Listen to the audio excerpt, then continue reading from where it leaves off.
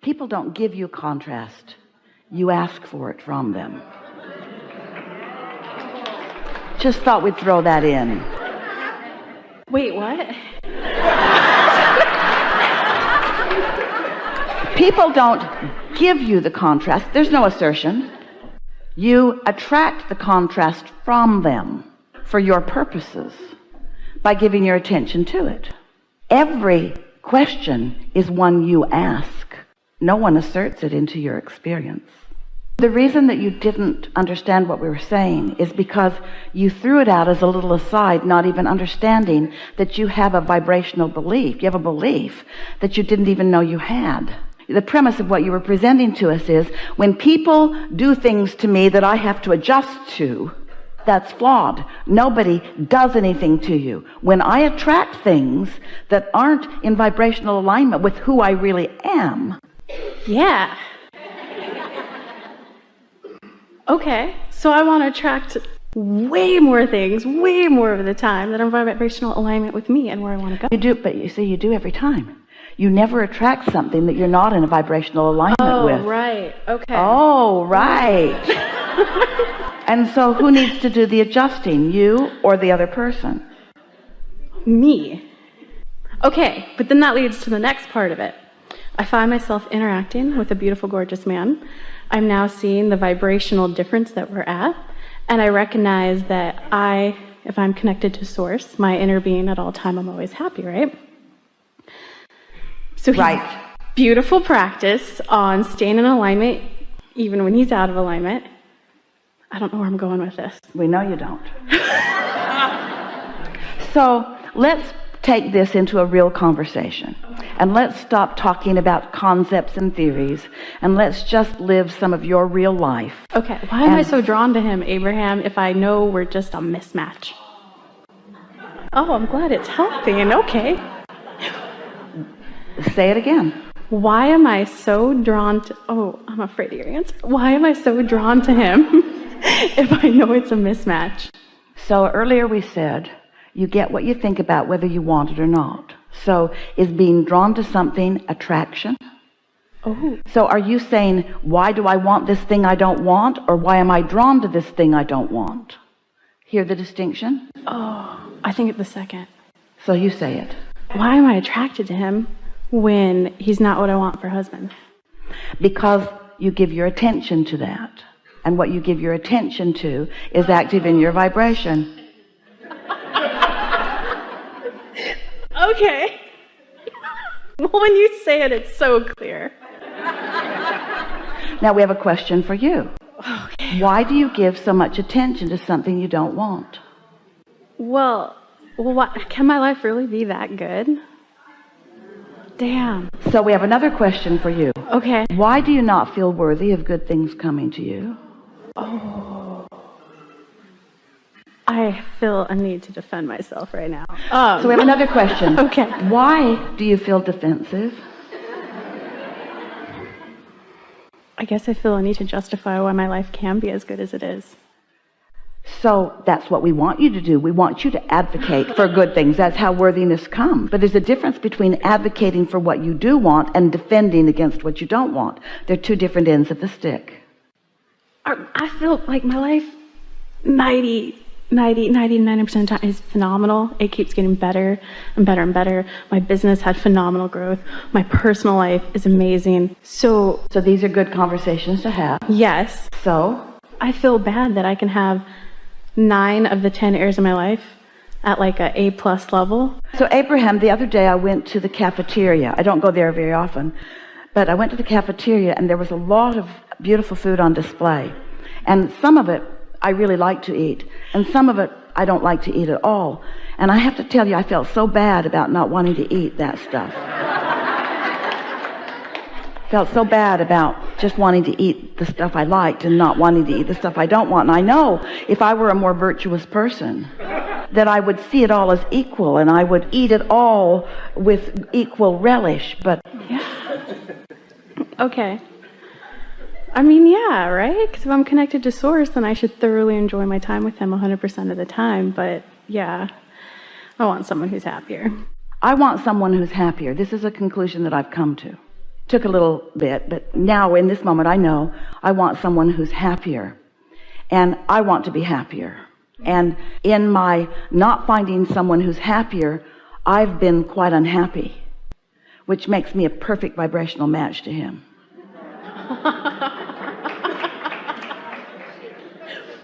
All right. I think I heard that.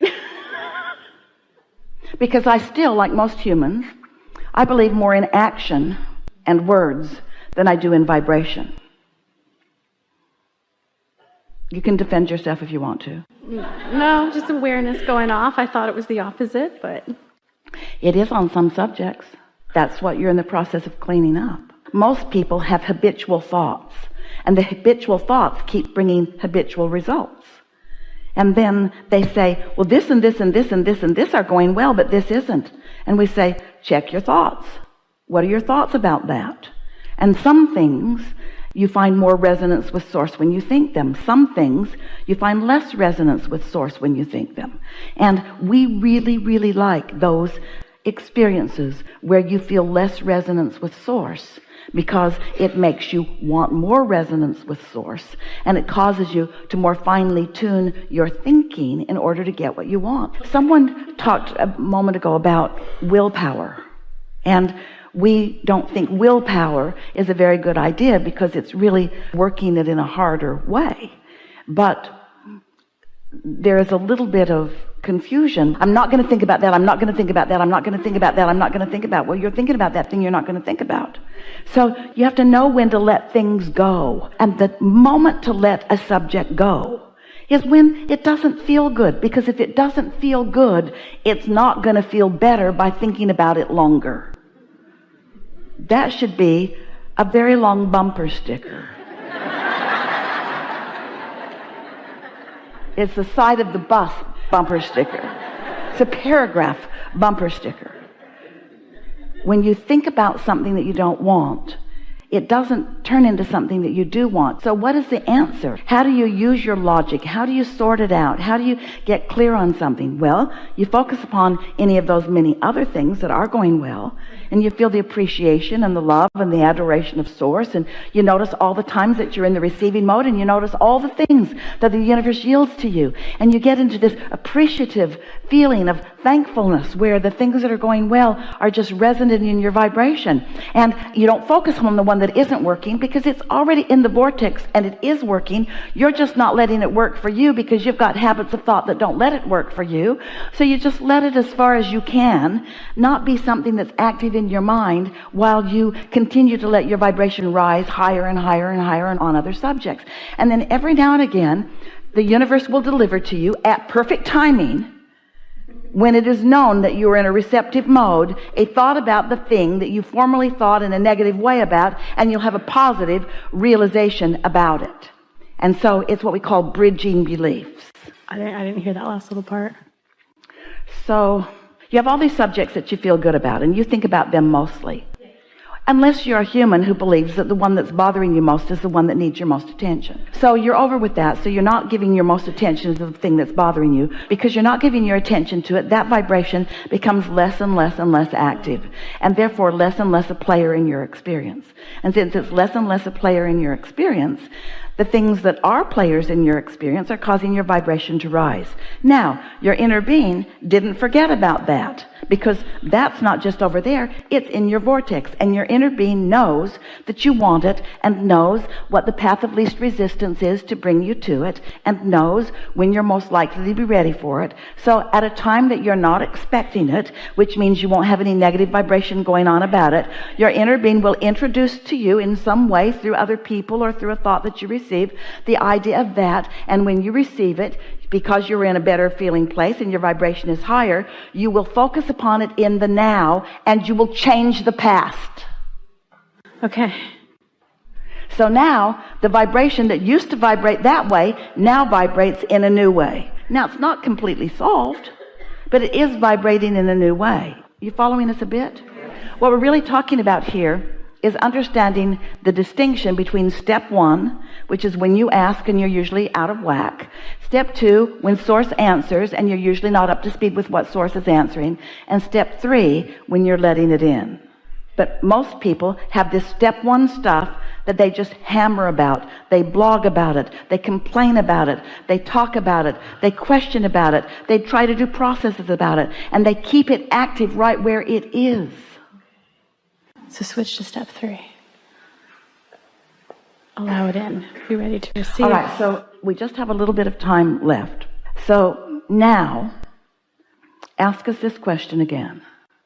Well, I don't know if I have a question. I think he's a really great guy. He was a match to me for a while. Wait. Breathe a little.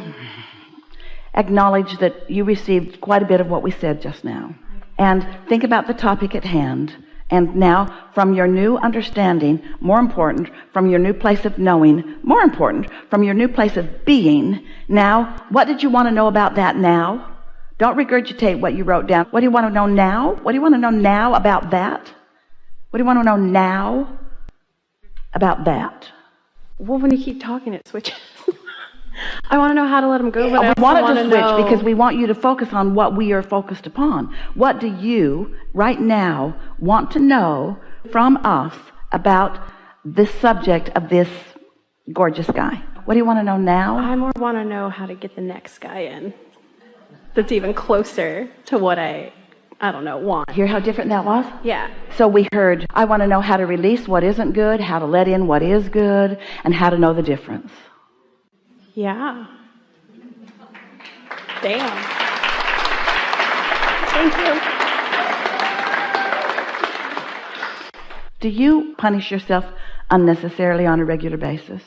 I'm pretty hard on myself. I should be doing better, be fine with where you're at, but okay, enjoy it for a minute, now get to the next step. Yeah. So when you say that things are going really good, in spite of all of that, that's pretty awesome, isn't it?